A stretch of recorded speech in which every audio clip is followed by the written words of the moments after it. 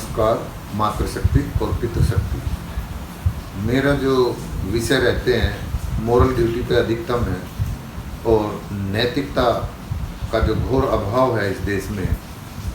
दुनिया का तो मुझे नहीं पता, दरअसल मैं यही कर रहा हूँ, तो उस पर मेरा बार बार यही होता है, उद्देश्य है कहने का कि मेरे देशवासियों, भौतिकवाद में लगता है आपको कि चमक दमक है, तरक्की है, तात्कालिक सुख है, ये सब नज़र आता है, तात्कालिक चर्चा है, तात्कालिक यश लगता है, प्रसिद्धि का भाव होता है, लेकिन उसकी वजह से नैतिकता का पतन कितना हो रहा, कभी इस पे चिंतन करा है? नहीं किया जा रहा है। तो मेरा उद्देश्य यही मात्र है कि भैया ये देश कितना महान संस्कृति का रहा है, वैश्विक कल्याण की बात करता है, प्रकृति के हर दर्शन को धन्यवाद देने का भाव रखता है और उसमें धैर्य से, शांति से उनके विकास के साथ साथ अपना विकास भी चाहता है, लेकिन उसमें प्रकृति का कोई नुकसान ना हो, अपने आसपास के वातावरण का नुकसान ना हो, ये हमारे संस्कृति का ध्येय था। आज हमने क्या हालात बना दिए हैं भौतिकवाद के, उसमें जनता को नई नई चीज़ परोसने के लिए, अपना व्यापार बढ़ाने के लिए, चाहे उसमें सामाजिक पतन हो रहा हो, राष्ट्र का पतन हो रहा हो। और मेरे विचार से तो मुझे तो ऐसा ही लगता है कि हम जो तरक्की कर रहे हैं वो रिश्ते को भी, नैतिकता को भी और राष्ट्र को भी तार तार करने से गुरेज नहीं कर रहे हैं। यानी हमें इन सब संबंधों को, प्रकृति को सेकेंडरी कर दिया है। केवल हमें व्यक्तिगत यश, प्रसिद्धि चाहिए, उसके लिए हम कुछ भी करने को तैयार हैं। बार बार मैं बोलता हूँ कि हमें अपने पारिवारिक पृष्ठभूमि, अपना स्वयं का, समाज का और राष्ट्र का बोध होता रहना चाहिए कि इनके प्रति भी हमारी जिम्मेदारियां हैं। और उन जिम्मेदारियों के उद्देश्य से ही मैं बार बार नैतिकता की बात करता हूँ। और ये नैतिकता, अक्सर मुझे नैतिकता का बोध इसलिए ज़रूरी है कि ये ही आपको और राष्ट्र को और परिवार को या स्वयं को सम्मानित करा सकता है और इसी के द्वारा होगा। इतिहास भी जब आप पढ़ोगे, इतिहास सभी का लिखा हुआ है, नकारात्मक लोगों का भी और सकारात्मक लोगों का भी। उनके जब उनको पढ़ते हैं तो आपकी कैसी फीलिंग आती है, जिन्होंने त्याग किया है देश के लिए, समाज के लिए, मानवता के लिए, संघर्ष किए हैं, उद्धार करने के लिए लड़ाइयाँ भी लड़ी हैं, या सुधार करने के लिए समाज में अपमान भी से झेला है। जैसे दादा भाई नेहरू जी हमारे देश में कुछ काल के समय, मध्यकालीन समय बोलूँगा मैं, कि ऐसा हो गया कि महिलाओं को दोयम दर्जे का मानने लगे, नारी को, और उनको हम सभी अधिकारों से वंचित करना, एक किस्म से ऐसा मानिए कि हम खुद तो डोमिनेट करें, हम जो चाहे करें, और लड़कियों को हम उससे वंचित रखते थे। शिक्षा हो, चाहे समानता की बात हो या उनकी भावनाओं की कदर की बात हो, लेकिन दादा भाई नेहरू जी ने उसका संज्ञान लिया और अच्छे तीव्र बुद्धि के थे, पारसी परिवार से थे, परिवार अच्छा था, फादर जल्दी समय से चले गए धरती से, माता ने उनको पाला, गरीबी भी देखी और उनको अच्छी शिक्षा लेने के बाद में सेक्रेटरीट में एक अच्छे पद, क्लास वन अधिकारी की पद पर अंग्रेज सरकार उनको पद दे रही थी, उन्होंने उसको नहीं लिया। लोगों ने कहा कि आप इतना अच्छा रुतबा, इतना पद भूल छोड़ रहे हो। तब उन्होंने ये कहा कि मुझे जो ऐसा पद और रुतबा नहीं चाहिए, मुझे केवल वो चाहिए जो मेरे अंदर है, जो मेरे अंदर टैलेंट है, जो मेरे अंदर, मेरे नसों में, वो मतलब नसों में जो संस्कार हैं वो ये हैं कि मैं उससे अन्य को भी शिक्षित करूं, अन्य को भी वो संस्कार या वो भाव जगाऊं। तो उनको इस बात का ध्यान आया कि इस देश में महिला, लड़कियों का उतना मतलब योगदान नहीं है, उनको उनकी इस प्रतिभा से वंचित रखा जाता है, उनको आगे बढ़ने से रोका जाता है, शिक्षा उनको नहीं दी जा रही है। तो बॉम्बे में ऐसा कहा जाता है कि उन्होंने संघर्ष किया, 10-12 लोग उनके साथ लगे, तो लोगों का कहे भाई शिक्षा तो लड़कियों को पढ़ाइए करिए, तो लोगों ने कहे तुम बिगाड़ रहे हो हमारी लड़कियों को, हमने कहे दुत्कारा भी गया। तो कुछ लोग जो अच्छे भाव से जुड़े थे उन्होंने कहा भाई हम अपमान करने के लिए थोड़ी है। तो कहने का तात्पर्य ये था कि उनके साथ में लास्ट में कोई नहीं रहा। फिर उन्होंने 2 बच्चों को कोई भले आदमी ने दिए शिक्षा, लड़कियों को पढ़ाना शुरू करा।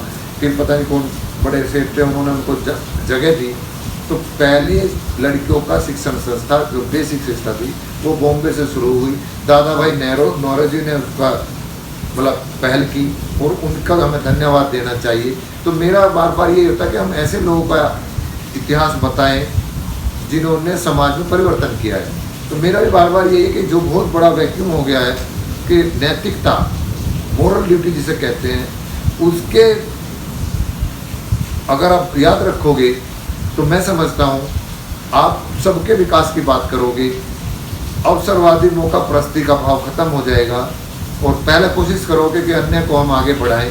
जो आनंद दूसरे को आगे बढ़ाने में आता है, मुझे तो ऐसा ही लगता है, मैंने तो यही सीखा है। तो मैं इस समय जैसे बाजीगर करते हैं, बाजीगर जो डमरू बजा करके भीड़ इकट्ठे कर लेते हैं, वो मनोभाव पढ़ते हैं और उसी मनोभाव की बात करने लगते हैं। तो मैं बाजीगर नहीं हूँ, मेरा मूल यही है कि देश के लोगों नैतिकता पे चलिए और राष्ट्र को, समाज को मोरल और मतलब नैतिक मूल्यों का भान कराइए। उस तरह मैं थोड़ा बहुत इंगित करने की कोशिश करता हूँ, यही मेरा उद्देश्य है। नहीं तो मैं बाजीगरी वाली बात में जो जैसा आज का माहौल में ऐसी बात करूँ नहीं करने का, क्योंकि ज़रूरत नहीं है। इसे आज इस तो कोरोना के दर्शन में भी आप देख रहे होंगे, ये तो वैश्विक आपदा है, इसमें कितना मतलब मानवता शर्मसार कर रही है। और साथ साथ हमारी पत्रकार, मीडिया, डॉक्टर्स भी अच्छे कर रहे हैं, योगदान भी दे रहे हैं, लेकिन नकारात्मकता दिखा रहे हैं। इसमें पूरा मूल निकल के ये आता है कि अगर आप अपना खान पान अच्छा रखें और मानसिक मजबूती रखें तो आप इस बीमारी से बच जाएंगे। डॉक्टर्स भी नकारात्मक सूचनाएं दे रहे हैं, किट्स पहन करके उनका स्टाफ भी ऐसे भयावह दृश्य दिखाते हैं, वीडियो डाल रहे हैं। और जब वो उनका टेस्ट कर रहे हैं, मैं देख रहा हूँ शीशे में, वो तो 5 साल ग्लव्स चढ़ा के किट बना के वो पेशेंट सामने बैठा है, उनका अटेंडेंट खाली ग्लव्स पहन रहा है। जब तुमको इतना हो रहा, वो लार निकाल रहा है और वो शीशी में डाल रहा है, वो इन्फेक्ट नहीं होगा। तो ऐसा क्यों कर रहे हो भैया? अगर ऐसा है तो उसको भी ऐसे करिए जो आपका अटेंडेंट है, उस पेशेंट को भी इतना रखिए सिक्योर। और फिर ये जरूरत क्या है पब्लिक डोमेन में डालने की ये बातें? आप सकारात्मक बात क्यों नहीं बताते, डरावनी बातें क्यों प्रसारित कर रहे हैं देश में? और ऐसे पत्रकार, देश की रिकवरी अच्छी कितनी है, मृत्यु दर कितनी कम है इस रोग से। और मैं बार बार बोलता हूँ कि भैया इससे कहीं गुना अभी तक तो हमारे रोड एक्सीडेंट में मारे जाते हैं, वो हमारे बच्चे हैं। और इसमें जो मरेंगे वो हमारी लापरवाही से, मानसिक सपोर्ट ना मिलने की वजह से, परिवार का हो या समाज का हो। अभी 2 वीडियो आई हैं, बॉम्बे से ही आई हैं। एक किरण कुमार जो हीरो हैं, किरण क्या नाम है उनका, जो जीवन के लड़के हैं, उनको भी पॉजिटिव आया। एक और रमजान है, उनकी भी वीडियो आई है, उन्होंने भी आपको सेल्फ आइसोलेटेड कर लिया। और परिवार ने सपोर्ट करा, समाज ने सपोर्ट करा, मित्रों ने उनको मोरल बूस्टअप किया व्हाट्सएप पे वीडियो से, और उन्होंने खान पान किया, रिकवर होकर आ गए हैं। वे वीडियो डाल रहे हैं आपके सामने, एक साधारण आदमी वीडियो डाल रहा है मोरल बूस्टअप करने के लिए। डॉक्टर और पत्रकार क्या कर रहे हैं? नकारात्मकता क्यों दिखाते हो? पेशेंट बढ़ गए हैं, वो क्यों दिखा रहे हैं? आप ये दिखाइए रिकवर कितने हो रहे हैं, तो मोरल बढ़ेगा, समाज अच्छा सीखे। हर आदमी एक दूसरे से शंका कर रहा, मैं नंबर जाऊँ, इनसे डर। तो ये भाव उनसे भी तो थोड़ा देख लीजिए। आप डॉक्टर्स हैं, आप पत्रकार हैं, तो आपका काम नकारात्मकता दिखाना नहीं होना चाहिए। ऐसी कोई चीज़ नहीं करें जो भयावह है। वैसे ही देश में मोरल वैल्यू कम है, मोरल वैल्यू की वजह से हम डरते हैं कि मोरल वैल्यू 0 हो चुकी है। इसलिए मेरी यही निवेदन है और मेरा ये ध्येय रहेगा जीवन पर्यंत कि मैं अपने द्वारा जो मेरे अच्छे सोच है उसको मैं लोगों को बताऊं, अवगत कराऊं और झकझोरने का प्रयास करूं। जितना मेरे से होगा करूंगा। जो समझेंगे समझ लेंगे, जो नहीं समझेंगे नहीं समझो। कुछ लोग समझते कहते भी थे भाई करंट स्टेटस के जो आजकल हवा का रुख है उस पर चलिए। उस पर चलने का तो फिर तो नदी के भाव में चल रहे हैं हम। भीड़ का हिस्सा बनना है हमें नहीं बनना भीड़ का हिस्सा। और हम चाहेंगे कि और भी अच्छे लोग जो हैं वे थोड़ा अगर कहीं बहक रहे हैं, दबाव में हैं, तो वो इस तरह का ना जाए। उनको उन्हीं ऐसे लोगों को ही मुझे संदेश देना है कि मोरल वैल्यू पे आप अपना आप मजबूत रहिए, दूसरों को भी मजबूत करने का प्रयास करिए। इसलिए बार बार मैं बोलता हूँ कि बाजीगर नहीं है हम। जो भी अच्छा आदमी होगा वो बाजीगर नहीं हो सकता, वो सत्यता की बात करेगा और सत्य की बात करने में डर नहीं लगता। सब अच्छा बताना और अच्छा बोलना, स्पष्ट बोलना, क्योंकि ध्येय हमारा अपने लिए प्राप्त करना कुछ नहीं है। अपने लिए तो इतना कि हमें आत्मबल मिले, सद्बुद्धि मिले, जिससे कि हम लोगों को अच्छी बात बताएं, इतना ध्येय है। लेकिन दूसरे को जो विचलित हो जाते हैं सुन करके, बातें कड़वी बातें लगती होंगी, होने तो कुछ अच्छे भी होंगे। भीड़ का हिस्सा नहीं बनिए, आप भी मत बनिए, देखा देखी मत चलिए। आप बड़े पैसे वाले लोगों का भी दृष्टिकोण देख लीजिए। भाई वो कहते हैं ना कि मेरा बाप शेर से लड़ा, क्या हुआ, वही मर गया। कोई कह रहा है मैंने इतनी संपत्ति जोड़ ली, इतनी तरक्की कर ली। अरे भैया तुमने खोया क्या, वो भी देख लीजिए ना। जिसके लिए कमाया, इस शरीर को सुख देने के लिए, आराम देने के लिए, प्रसन्न रखने के लिए, वो आपने डैमेज कर लिया।